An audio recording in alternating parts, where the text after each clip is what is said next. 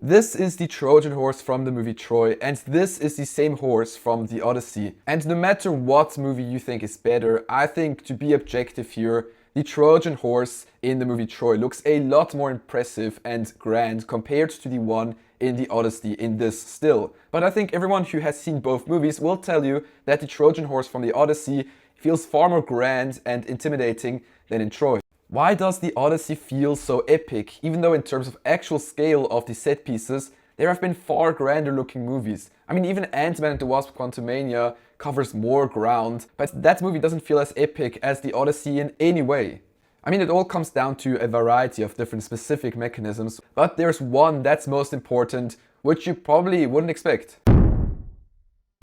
Nolan is famous for trying to make everything practical, and for sure this movie has its fair share of practical effects and sets as well. There are so many things we could talk about: the Cyclops puppet, the forced perspective used for the Lastrygonians, or the stunt doubles buried in the sand in Hades. But I think the most impressive thing here are the boats. While not being the most impressive boats you've seen in cinema history, they feel so real because they are. Nolan actually shot on real boats, which in 2026 barely any director would have done.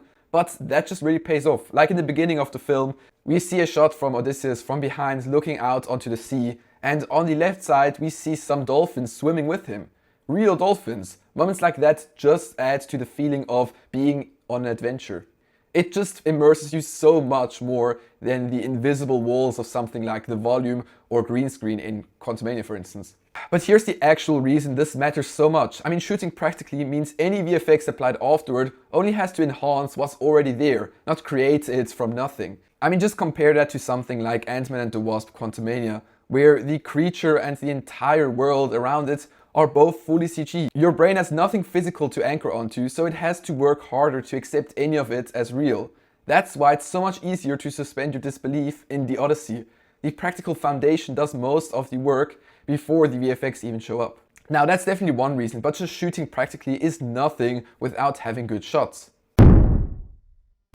Look, you can have the most epic visuals in the world, but nothing of that would feel epic if the camera didn't enforce that.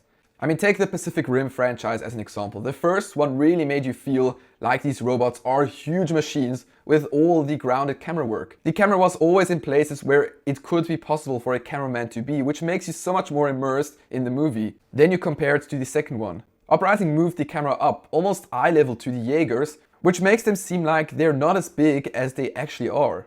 A very similar technique was used in The Odyssey.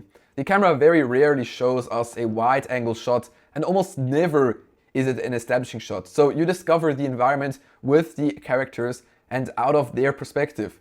A good example is how Nolan films the Cyclops. The Cyclops only gets shot from ground level, which makes it feel so massive. So when the camera always stays on the boat with the men, everything feels so vast, and large creatures or statues actually feel large. Now, if you're enjoying this kind of deep dive into what actually makes a movie work, consider subscribing. I break down films like this every week. Now, what adds to the grounded camera work are all the reactions we get in the movie. Yes, you get this in all blockbusters or monster movies, but here there are just a lot more than usual in a movie trying to show scale. And the reason for that is to convey the impressiveness of what you're seeing. The reaction shots feel more necessary in this movie than, for instance, in Godzilla x Kong, because here we don't just have normal men. No, we have the toughest of the toughest soldiers who fought in the Trojan War, survived 10 years on that beach, and then by a brilliant idea took Troy. Those people have seen everything. It's kind of the Predator principle. You had all of these macho, unbeatable action heroes, so when they're scared, then you better believe it's something really terrifying. The same works for Odysseus and his men. So when they're terrified, Nolan really wants you to see that. That adds to your immersion and ultimately how grand the story feels. Now, this is the parts that I feel like a lot of people are missing in their explanation of why The Odyssey feels so epic. It's the sound design. You've probably seen people on social media talking about how loud this movie was, especially in IMAX. And yes, it is incredibly loud, but only when it needs to be. Like when you hear a Cyclops screaming or when you're in a thunderstorm. It's loud, as it would be when you encounter a huge animal screaming or you're caught in a storm in the middle of the ocean. And otherwise, the sound effects are just masterfully done. Boats really sound like this tactile wood structure in the ocean. Waves crashing sound absolutely epic.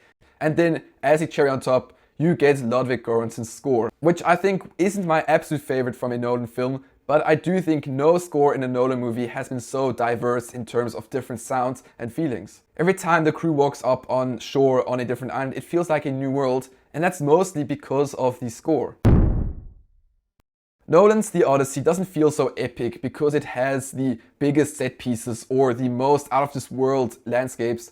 No, it feels so epic because of the practicality of the whole movie, the camera work from Hoyte van Hoytema, the emotions from the fantastic cast that convey awe, and last but definitely not least, the incredible sound design and score that lets scenes like the siren scene feel like a whole new experience. The movie doesn't work because of one of these. It feels so epic because all of these elements work together so flawlessly like no other movie I know. That Trojan horse from earlier, it's not bigger, it's not grander on paper, but everything we just talked about is exactly why it feels like it towers over Troy's version anyway. If you want to know why Nolan's Odysseus isn't the hero you think he is and what the ending is really saying, I broke that down in a separate video here. Alright, thanks for watching and I'll see you guys next time. Bye!